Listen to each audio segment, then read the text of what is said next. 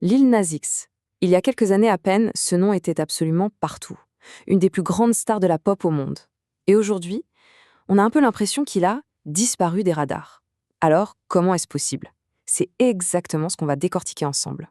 Oui, c'est la grande question, non?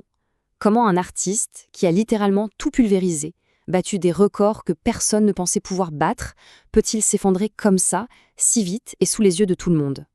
L'histoire de Lil Nas X, c'est vraiment un cas d'école fascinant sur la célébrité à l'ère d'Internet. Alors, regardez ça. En un seul coup d'œil, on a toute la trajectoire. C'est vertigineux. 2018, Old Town Road, le raz de marée planétaire. 2021, l'apogée, la consécration avec l'album Montero, les Grammys, la totale. Et puis, la bascule. 2023, le nouvel album est un flop. Et 2024, l'arrestation, après des mois de comportements erratiques. Une ascension fulgurante et une chute tout aussi brutale. Mais pour comprendre comment il est tombé, il faut d'abord comprendre comment il a bien pu monter aussi haut. Allez, on entre dans le vif du sujet. Pour vraiment comprendre le phénomène Lil Nas X, il y a un truc essentiel à saisir. Son talent premier, ce n'était pas la musique. Non, c'était sa maîtrise quasi chirurgicale d'Internet et de la viralité. Le buzz, c'était son objectif, son obsession, bien avant de penser à une chanson. Et ce n'est pas une interprétation, c'est lui-même qui le dit. J'arrivais à être viral, mais je n'avais rien à promouvoir. La musique, c'était donc le produit parfait à associer à son vrai talent, capter l'attention. Elle n'était pas la fin en soi, mais le moyen de transformer sa popularité en ligne en célébrité mondiale.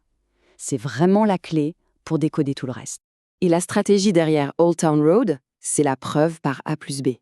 La recette est d'une simplicité géniale. Une instru achetée $30, une session studio à $20, coût total $50. 50. Et avec ça, il n'attend pas qu'un label le découvre. Il bombarde les réseaux sociaux avec plus de 100 mèmes et vidéos, jusqu'à ce que le Yeehaw Challenge sur TikTok mette le feu aux poudres. Il s'est imposé tout seul. Bon, Old Town Road est un succès monstre. Mais là arrive le plus dur. Prouver que ce n'est pas un coup de chance, qu'on n'est pas l'artiste d'un seul tube. Et pour ça, Lil Nas X va perfectionner une arme redoutable, la controverse. Et la première occasion s'est présentée presque toute seule. Billboard retire sa chanson des classements country, et là, c'est l'explosion. Un débat national s'enflamme sur les genres musicaux, la place des artistes noirs dans la country. Lil Nas X observe ça et il comprend une chose fondamentale. La polémique, c'est du carburant. Ça a transformé son tube en phénomène culturel. Leçon retenue. À partir de là, ça devient sa formule. Chaque sortie est méticuleusement associée à un événement médiatique. L'exemple parfait, c'est son coming out. Annoncé de manière hyper stratégique le dernier jour du mois des fiertés, pile au moment où son deuxième single sortait, du coup, sa musique et le buzz devenaient indissociables. Chaque sortie était un événement immanquable. Ok, on arrive au sommet de la montagne. Le moment où il est au top du top. Et où il va pousser sa stratégie du choc, mais vraiment, jusqu'à ses limites extrêmes. Bienvenue dans l'ère Montero. C'est là que tout devient plus grand, plus fou, et aussi beaucoup plus risqué. Il va perfectionner ce qu'on pourrait appeler le marketing du blasphème. Le but est simple, utiliser l'imagerie religieuse pour choquer et générer un maximum d'attention. Le clip de Montero, où il descend en enfer sur une barre de pole dance pour faire un lap dance au diable, en est l'illustration parfaite. L'objectif était de mettre le feu aux poudres. Et mission accomplie. Mais attention, il ne s'est pas arrêté au clip. Oh non! Pour aller encore plus loin, il a créé un produit bien réel, un objet conçu pour pousser la provocation à son maximum. Un objet résumé par ce simple chiffre. Les fameuses Satan Shoes. Là, on a franchi un cap. 666 paires de Nike modifiées avec des croix inversées, des pentagrammes et le clou du spectacle, une goutte de sang humain bien réelle dans chaque semelle. Chaque détail était calibré pour l'indignation maximale.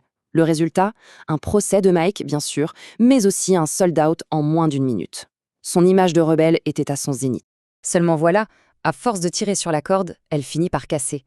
Après ce sommet de provocation, il a tenté de réutiliser la même recette. Sauf que cette fois, non seulement ça n'a pas marché, mais le retour de bâton a été violent. Le truc, c'est que la magie n'opérait plus. Avec Montero, provoquer les conservateurs religieux, galvaniser sa base de fans. Mais avec Jesus Christ, en se mettant en scène en Jésus, il a réussi l'exploit de se mettre tout le monde à dos, y compris ses propres fans. Ce qui paraissait audacieux est soudainement apparu comme une ficelle marketing un peu usée. La réaction a été presque unanimement négative. C'est aussi simple que ça. Pour la toute première fois, le petit génie du buzz s'est trompé dans son calcul.